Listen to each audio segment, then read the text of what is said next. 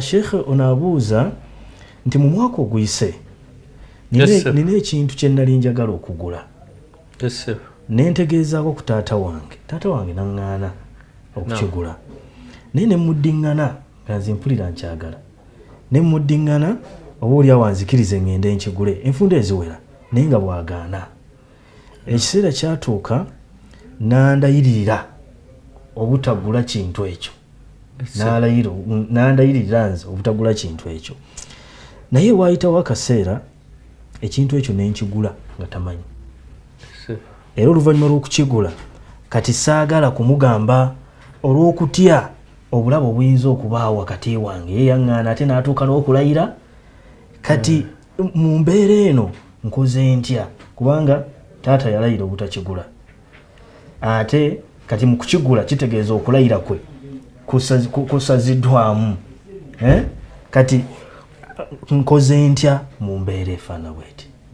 Ate ng'akimanyi nti okulayira kuliko ensonga kasita olayira n'osazaamu ekirayiro kyekyo. Taata bw'akugaana ekintu oba bw'akulagira ekintu tutunuulira kyakuganye ne kyakulagidde. Bw'akulagira ekirungi kyonna tikikole mugondere. Bw'akugaana ekirungi kyonna titokikola. Innama taa fil ma'ruf. Kugonda kubaawo mu bintu ebirungi. Kitegeeza ebibi tomugondera. Kulagidde mathalan okunywa omwenge, akulagidde tunda bino jja kufuna naye ng'okutunda okwo tekukkirizibwa. Olina okumujeemera. La taata li makhluqin fi ma'siyati al-khaliq. Kati bw'akulagira ekiri mustahabbu era kiri mustahabbu okukola ki? Kya sunna si kyateeka. Ate ekiri makruuhu akulagira ekiri makruuhu ekitamwa nti kikole oba kireke. Okukireka kiri makruuhu kiri mustahabbu. Kirungi bw'akugamba akole ekitamwa mu busiraamu. Naye okukikola otunuulira almaslaha wal mafsada. Kyekirimu emigaso kyekirimu akabenje. Olaba nti ekisinga obulungi kukireka ng'okireka. Bw'olaba nti ekisinga obulungi kukikola makruuhu akulagidde okumuleka tumwogeddeko naye okumukola ekisinga obulungi kukola ki? Okukola makruuhu gwotunuulire amaslaha omugondere oba tokola ki? Tomugondera. Naye ebintu ebiri mubahat ebikkirizibwa kutunda kugula kintu kyonna nga kiri mubaaha eri omuntu bw'ayagala akikola bw'ayagala akireka. Taata wo bw'akikugaana oba bw'akukiragira etteeka ligamba kikkakatako ogondere taata oleme kumwawukanako. Kati gwe nga bwe wamwawukanako n'omanya nti kinyiiza omuzadde gwe musango munene. Minal kabair kigwa mu musango omunene omuntu okwawukana n'omuzadde. Si kirungi muntu yenna kwawukana ku ekyo omuzadde kyakoze ki? Kyamulagidde oba okukola kyamuganye. Abazizza omusango munene. Alaika at-tawba. Olina okukola ki? Okwenenya okwo wanyiiza muzadde.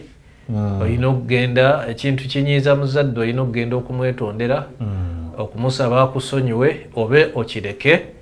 Naam omuge ntya waŋŋaana naye nali nkikoze nkirese. Allah ajja kukuwaamu empeera ennungi olw'okugondera abazadde. Allah yagamba mu Qur'an wa bil walidaini ihsaana. Muyise abazadde bulungi nnyo. Muyise abazadde bammwe bulungi nnyo. Aya kyetegeeza.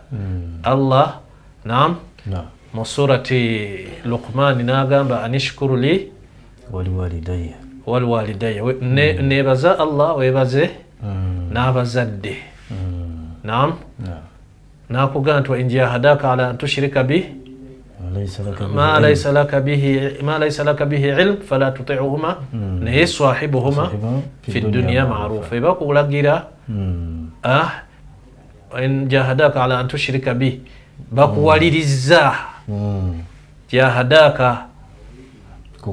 bakukase ala antushirika bima laysa laka bihi ilm ongatteko okole shiriki ogende masabo bakulagidde bakugenti ebyobuwangwa bakulagidde ebyobuwangwa ebikotana n'obusiramu bakulagidde okuloga bakulagidde okusamira fala tuti'huma tobagonde naye awamu n'ekyo wasahibuhuma fi dunya ma'ruf wanga ala nabo bulungi kunsi maarufa mu mbeera esinga okuba ki ennungi bakolera ebirungi tobagondera rida llahi fi rida alwalidain okusiima kwa allah kuli mu kusiima kwa bazadde wa sakhtu llahi fi sakhtihima kunyiiga kwa allah kuli mu kunyiiga kwa bazadde n'olwekyo tukubiriza abantu bonna bayise bulungi nnyo bazadde baabwe bakole bye baagala okujjako nga bamaze okutegeera nti bino binyiiza mungu olwo nga bakola ki